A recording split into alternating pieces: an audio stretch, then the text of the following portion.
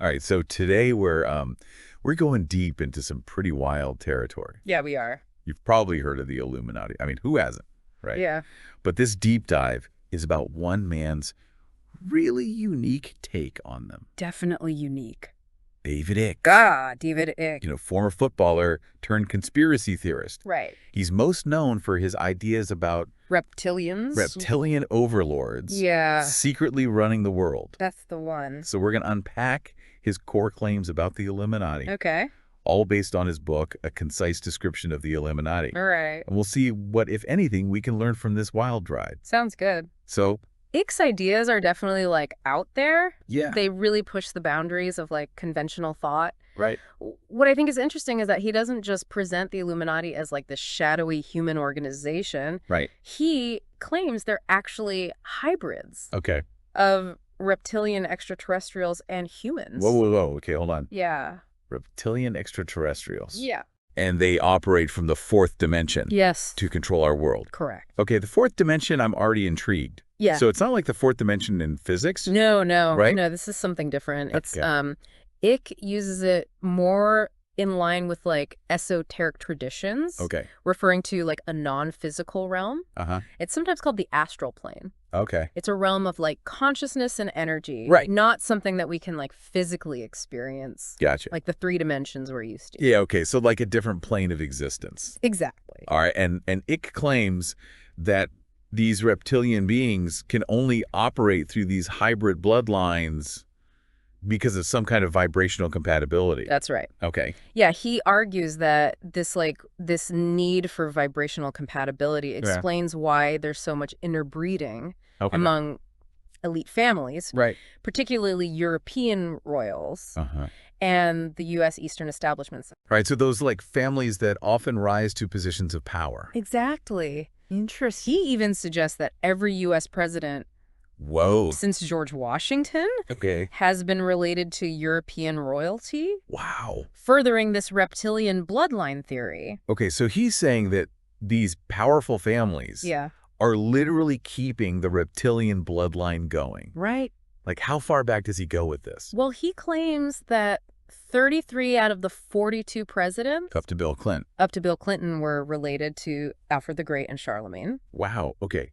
I know this is a bit of a tangent, Sure. but doesn't that level of detailed genealogy require a ton of research? It does. It makes you wonder how he connects all these dots. Right. It definitely raises questions about the evidence Yeah. behind those claims. Yeah. But I think the more interesting point is how he uses these examples to illustrate his theory of a hidden lineage Right. that's pulling the strings of world events. Pulling the strings. Yeah. Okay, I'll admit, the family tree stuff is a bit much for me. Right. But what I do find fascinating are the specific traits Okay.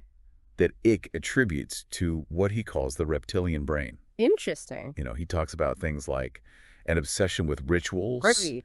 cold-blooded behavior, Uh-huh. territorialism, and a love of hierarchical structures. Okay. I mean, couldn't these also just be explained by basic human power dynamics Yeah. or the way that societies are structured? Sure. I mean, you see this all the time. You do. Right. Yeah, that's a great point. Thanks. You could certainly argue that those traits Uh-huh. are present in many individuals and systems, Right. regardless of reptilian ancestry. Yeah.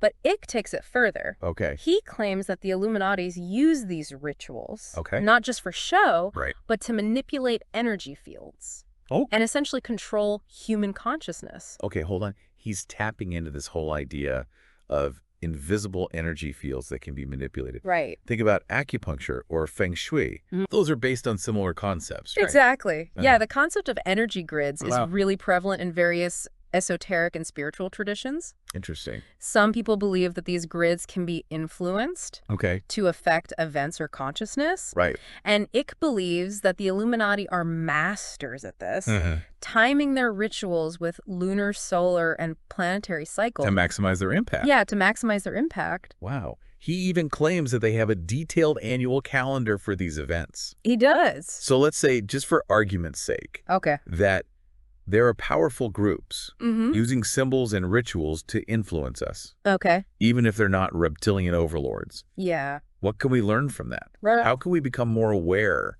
of those influences in our own lives? That's the key question, Yes. whether or not you buy into Icke's specific claims. Right. He does raise an interesting point Okay. about the power of symbols and rituals to shape our thoughts and behaviors. I mean, think about it. Advertising, Yeah. political campaigns, Right. even religious ceremonies. They all use symbols and rituals Right. to evoke emotional responses Right. and influence our actions. That's true. Perhaps by understanding this, we Yeah. can become more critical consumers of information Right. and more conscious of the forces that shape our world. That's a powerful takeaway. It is. So we've journeyed into the mind of David Icke, We have. a world of reptilian overlords, Yeah. interdimensional power plays, and ritualistic control. Right? And while his ideas might seem far-fetched, They do. they do challenge us to think critically Yeah, about power control and the nature of reality itself. they do. And even if you don't believe in shape-shifting reptilians, Sure. his theories raise important questions They do. about how hidden forces, be they individuals, organizations, or systems, can exert influence in our world. For sure. It's something worth pondering as we navigate our increasingly complex reality. Definitely. You know what? I'm going to go look at my family tree now. Good luck with that.